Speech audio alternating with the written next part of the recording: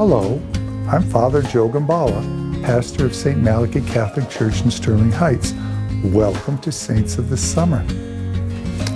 Today is May 26th. When I was a young priest, about maybe 2 to 3 times a year, I would attend something called 40 Hours.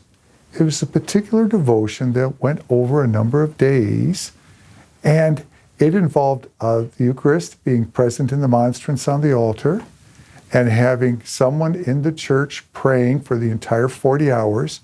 And then there'd be a wonderful closing when priests would be invited, and we'd have a beautiful procession, and we'd follow that up with a wonderful meal. My favorite 40 hours were done by my old mentor, Father Adolf Redwick, back at St. Joe's in Dearborn.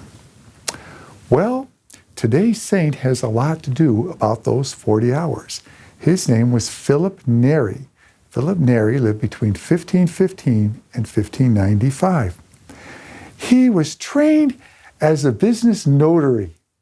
He knew his numbers, and he would have been what we consider Renaissance version of an accountant, and thus a person with skills in great demand, and he could have made a very good living as a notary back then. But he underwent a conversion and decided to dedicate his life to the Lord. He began to preach and attract followers and established a place which he called an oratory, where people could come and pray and socialize and discuss Christian values and discuss issues of the church. But the most important part of the oratory were the time they would spend before the Blessed Sacrament. At least once a month, St. Philip would set up a 40-hour devotion, encouraging everybody to be in the church. Now, when Philip would do it, you didn't trade off. You stayed there the entire 40 hours, and then you finished it with Mass and a meal. He thought that spending time in front of the Lord can be inspirational and can be transformative. Well, what he said back then is true today.